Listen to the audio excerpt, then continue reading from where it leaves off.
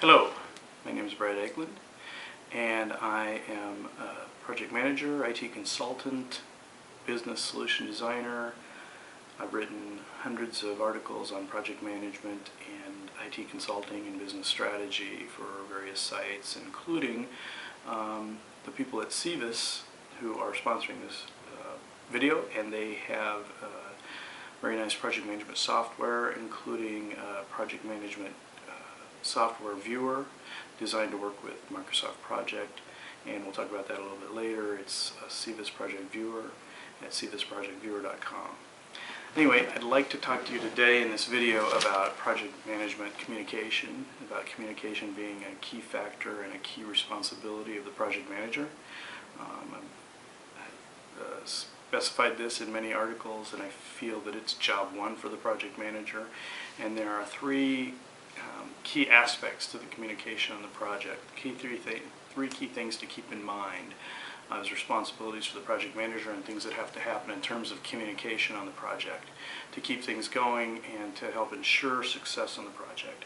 Because we all know the failure rate on projects is pretty high, and I mean, I'm not talking about utter failure, but to be deemed not a success.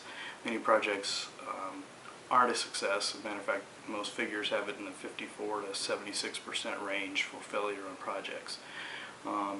So anyway, I'd like to talk to you about first setting the expectations on the project. Every project I run involves some sort of kickoff meeting.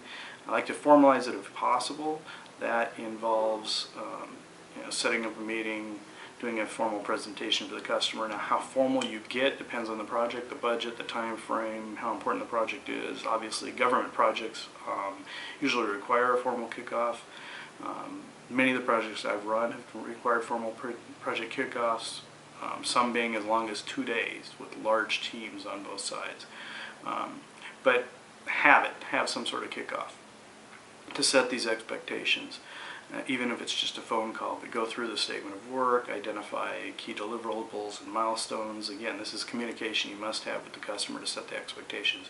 Identify key deliverables and milestones, assumptions, how you're going to handle issues and risks, what methodology you're going to use for managing the project, how you're going to manage the project as the project manager, when you're going to have status reports, and how communication is going to happen. So during this kickoff meeting, you really set the course for communication on the project. If it's a formal enough project, I highly recommend creating a communication plan and getting sign-off from the project sponsor on the customer side. And in that plan, you don't have to specify a lot. You need to specify who's responsible for what and when communication is going to happen. Like if you're going to have Thursday status reports and Thursday status meetings, put that in the plan. Put phone numbers, email addresses, etc. Make sure that that document is the Bible for communication going forward. I have a nice communication plan, fairly simple, that you can download from my website at bradeglund.com in the templates and download section. It's bradegeland.com. If it's a Word doc, you can download it. It's already filled in. You can take all the information out and put your own project information in.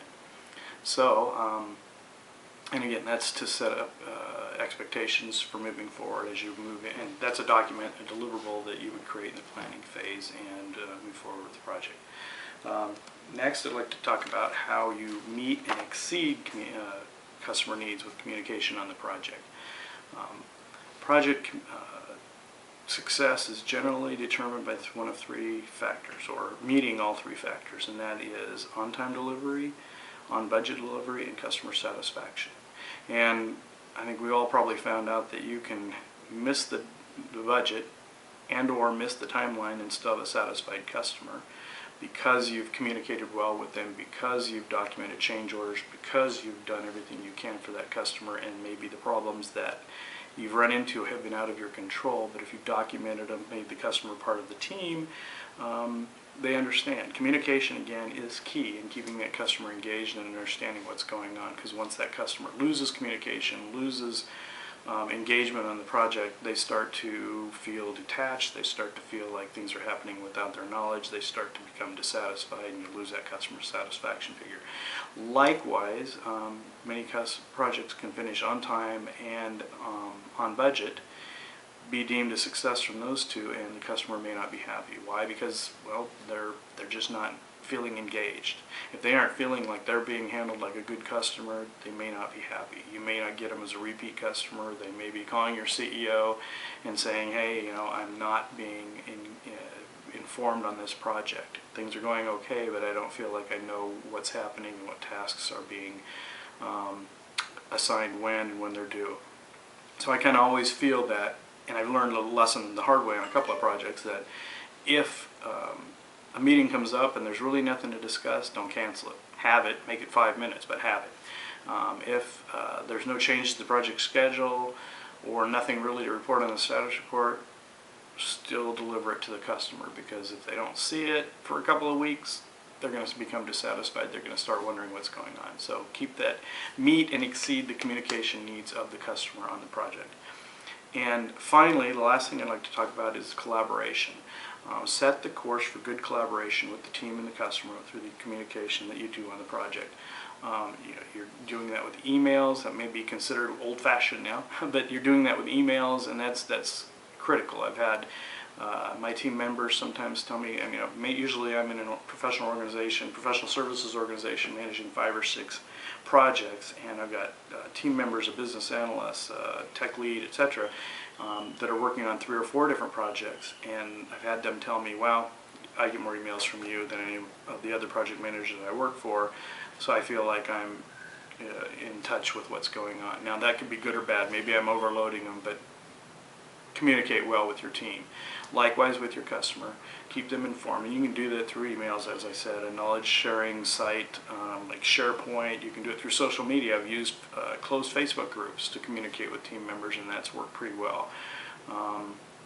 And I've worked so much with virtual teams that communication has become one of those things you kind of have to fine-tune and become an expert at, because if you're not face-to-face with them, you've got to get good at displaying your message without being able to do the facial and hand gestures and stuff to make sure that they understand how important it is. So in today's environment, project management environment, we're dealing so much with virtual teams that you need to kind of become kind of a communication expert. Again, it's job one.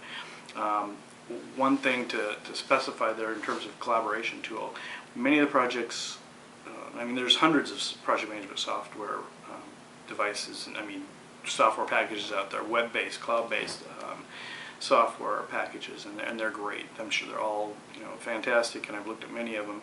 And CVIS has developed something called CVIS Project Viewer, and I don't know about most of you, but I've run into many times where my team or my customer may not have a Microsoft Project license, but that's what my organization is using. It's still king, but it costs a lot. And in order to not make everybody buy a license, CVIS has the Project Viewer software that allows you and your team and your customer to collaborate on a project.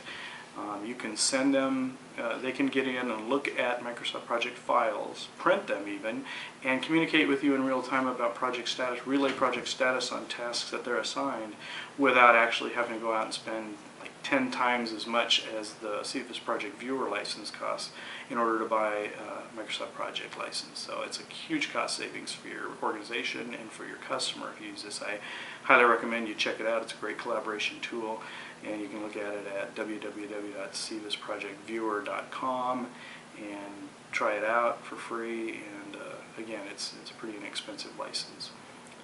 Thank you. I recommend you check out pmtips.net for more articles and future videos on project management advice and thoughts and successes and failures, and hope to engage again with you soon. Thank you very much.